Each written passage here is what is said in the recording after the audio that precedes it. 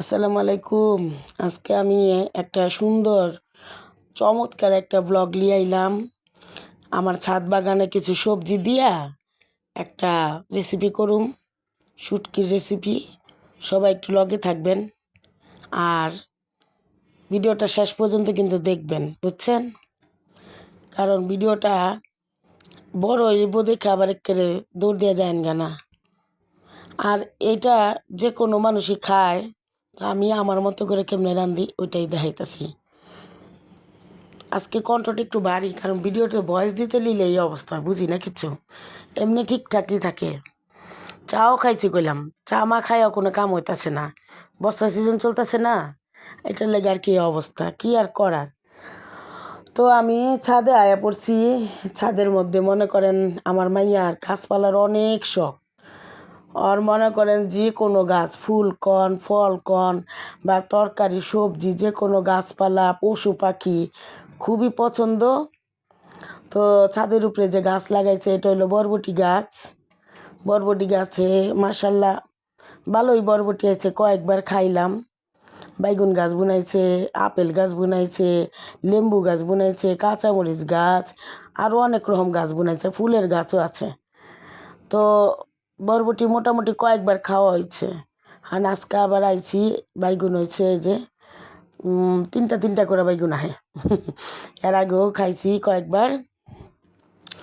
তো এবারও তিনটা বাইগুন আইছে। তো বাইগুনের লগে বরবটিও লিমু লিয়া কি করি না করি সবই দেখেন, আপনাদের লগে শেয়ার করুম। আর আমার মায়ের লেগে দোয়া করবেন। আমার মাইয়া শহরে বড় হয়েছে কইলাম, পড়াশোনাও করছে, ইন্টার পাস করার পরে আর কি বিয়ে দেয়া ফেলাইছি। তো যাই হোক, তারপরে ওর প্রকৃতির একটা টান ওর মধ্যে, আর কেমন একটা গৃহস্থ গৃহস্থ ভাব। যেমন তরি তরকারি চাষ করবার চায়, ফসলাদি বুনন, মাছ পালন, আবার ইদানিং কইতাছে কি মাশরুম চাষ করব।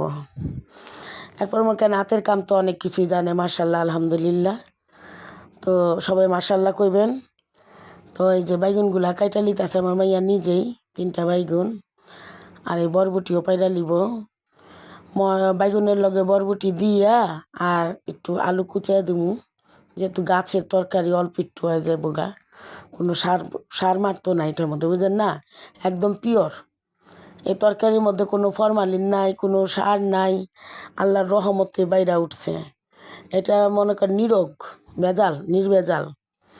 তো নির্ভেজাল একটা তরকারি ওই বাসকা খামু, রান্ধুম আমি, সবার লগে শেয়ার করতেছি বিষয়টা কেমনে কি করলাম।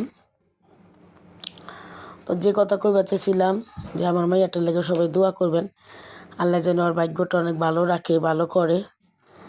ওরা যেন দুনিয়ার সব সুখ শান্তি দেয়, আল্লাহ আখিরাতের কল্যাণ দান করে। এই যে বরবটিগুলা চাইছিলাম একবার আলু দিয়া ভাজি করবো, এটা ছোটো ছোটো বরবটি আর কি, একটা হয় লাল রঙ, একটা হয় সবুজ রঙ। তো এবার আর কি আঙ্গ সবুজ রঙ হয়েছে। তো চাইছিলাম আলু দিয়ে ভাজি করুম, আর পরে চিন্তা করলাম যে একটু একটু করে আলাদা আলাদা, এমনি আমগো গ্যাস নাই, এলপি গ্যাস, দুই তিন পদ না কইরা একবারই কইরা ফেলে। আরও কিছু রান্ধুম আজকের ব্লগে আপনার লগে শেয়ার করুম। তো প্রথমে বাটটা বহা দিছে, বাটটা বলকায় পড়ছে। এটা ছুটির দিন আছিল, শুক্রবার না, মানে স্কুল বন্ধ, ছুটির দিন, মাইয়ার পরীক্ষার মাঝখানে আর কি ছুটি পড়ছে। তো ছুটির দিনে যা যা রান্ধুম তাই দেখামু। আন বাইগুনগুলা সুন্দর কইরা চিকন চিকন কইরা পয়লা লিব আমার মাইয়ায়।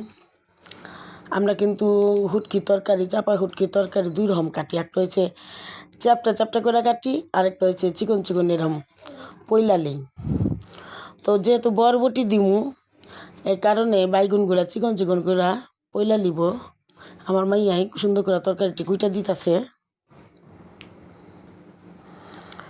এই যে দেখেন, এরকম করে আমরা চাপা শুটকির লগে বাইগুন এরকম করে কাটি। তো সবগুলা বাইগুন মনে করেন সুন্দর করে চিরল চিরল করে কাইটা লিতাছে। আগামীকালকে হয়েছে মহরম, 10ই মহরম, মহরমে চান তুরছেই, 10ই মহরম।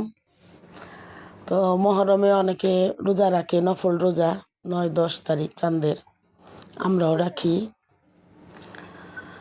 তো যা হোক, আল্লাহ সবাইরে হেদায়েত দান করুক। মহরমের যে গুরুত্ব তা বুঝার তৌফিক আমাদের সকলকে দান করুক। মহরমের যে ত্যাগ, নবী ইসলামের দহিদ্র ইমাম হুসাইনের যে শাহাদাত বরণ করেছিলেন, তার যে ত্যাগ স্বীকার, সেগুলো যাতে আমরা জানি, বুঝি এবং আমরা তার ত্যাগ স্বীকারকে আমরা শ্রদ্ধার সাথে, সম্মানের সাথে দেখি এবং আমাদের দয়াল নবী সুন্নাহ অনুযায়ী জীবনযাপন করি। আল্লাহর কাছে সেই দোয়াই করি, সবাইকে আল্লাহ হেদায়েত নসিব করুক, কোরআন এবং হাদিস অনুযায়ী জীবন চলার তৌফিক দান করুক।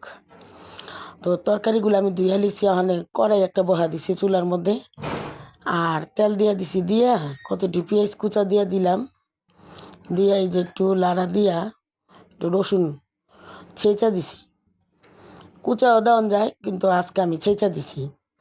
দিয়া হালকা ভাজা ভাজা করতেছে, আর ওই যে আরেক পাশে করলা ভাজি বহা দিছি। মাইয়ারে কইছিলাম একটা আলু কুচা দে, মাইয়া করছে কি বড় বড় 2টা আলু কুচা দিছে। এখন করলা আর আলু সমান সমান হয়ে গেছে। আমার আবার করলা ভাজিতে এত বেশি আলু পছন্দ না, হুদা করলা হইলে আমার আরও ভাল লাগে। এখন পোলাপানের লেগে আর কি একটুখানি আলু উলু দেই, যাতে তিতা কম লাগে, ওরা খায়। তবে যাগো ডায়াবেটিস আছে তারা করলার লগে কোনো দিন আলু খাইবেন না, তাহলে করলার যে গুণ এটা নষ্ট হয়ে যায়। আলু তো মিষ্টি, আলুর মধ্যে হচ্ছে গ্লুকোজ, তো ওইটা করলার যে তিতা যে উপকার, তিতার ডায়াবেটিসটা নিয়ন্ত্রণে রাখবে, ওইটা নষ্ট করে ফেলায়, উল্টা সুগার বাড়ে। তো যাই হোক, আমি ডাক্তার না, এটা আর কি আমার মতামত থেকে কইলাম, আমার নিজের বুঝে। ওখানে আমি ওই যে পেঁয়াজ রসুন দিছি না, ওটার মধ্যে চাপা শুটকি দিয়া ভাজা ভাজা কইরা হলদি মরিচ দিয়া দিছি কইলাম। আর এদিকে করলা ভাজিটাও ফাঁকে ফাঁকে লাড়তাছি। তবে এই দিনকার করলা ভাজিটা আমার অনেক ভালো হয়েছিল, জর্জর হয়েছিল। আমার স্বামী অনেক পছন্দ করছে, কোথাচ্ছি আজকাল করলা ভাজিটা অনেক সুন্দর হয়েছে, জর্জর হয়েছে, মজা হয়েছে। করলা ভাজি এরকম জর্জর হইলেই ভাল লাগে। তা আমারও কথাটা হুই না মনে করেন অনেক ভাল লাগছে। জামাই বইলা কথা বুঝেন না। তো এই যে করলা ভাজিটা রান্না শেষ, আর ওইদিকে আমি মশলা কষাই না শেষ, তরকারি দিয়ে দিছি আর লবণও দিয়ে দিছি। ওখানে মই যাইছে এই যে সুন্দর মোটামুটি, কিন্তু ভাজা ভাজা মানে কষাই নয়া গেছে গা। তো এই পর্যায়ে অনেকে ইচ্ছা করলে চুলা কমাইয়া ডাকনা দিয়া ডিম করে থুইলেই গলে যাবো গা, আর কোনো জল দেওয়ান লাগবো না। কিন্তু আমার একটু তাড়া আছে, এর লেগে আমি সামান্য পরিমাণে গিসা পানি দিয়ে দিলাম। এটা জল রাখুম না, একটু মাখা মাখা হইব আর কি। আর তাড়াহুড়া হইলো যে আমার স্বামীর লেগে ভাত দিতে হইব, বুঝছেন। দুপুরবেলা রাঁধছি বাড়ছি, গরম রান্তাছি তাড়াহুড়া কইরা, যাতে কটা ভাত দিয়া দিতে পারি। তো মোটামুটি যে তরকারিটা সুন্দর, জল কিন্তু টাইনা আইছে, হ্যাঁ জল টাইনা আইছে, হয়ে গেছে গা। এই যখন বাটিতে বাইরে লিতাছি, তো আরও মনে করেন যে করলা ভাজি করছি, ডাইল রাঁধছি, শুটকির তরকারি রাঁধছি, আর হইলে যে মুরগির হাত পাও রাঁধছি।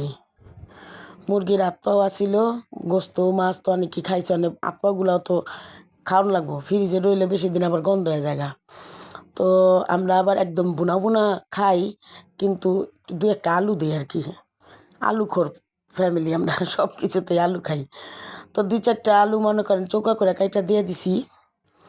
এখন এই যে পাতের মধ্যে চারপাশে সাজায় লিছে আমার মাইয়ায়, খাইব, খাইয়া কেউ মনে হয়েছে আপনাকে একটু দেখা দিব। আপনারা এতক্ষণ আমার বক বক বক বক অনেক শুনছেন, ধৈর্য লিয়া, এই জন্য আপনাকে অনেক ধন্যবাদ। আর আপনারা ভিডিওটা দেখছেন, এটার লেগে অনেক ধন্যবাদ। তো চ্যানেলের সাথে থাকবেন, লাইক কমেন্ট শেয়ার করবেন। আর ঢাকা ব্লগ চ্যানেলটা কিন্তু সাবস্ক্রাইব করে দিবেন, সাবস্ক্রাইব করতে ভুলবেন না। আর যারা যারা সাবস্ক্রাইব করছেন তাদেরকে অসংখ্য ধন্যবাদ। তো সবাই ভালো থাকেন, সুস্থ থাকেন। আসসালামু আলাইকুম।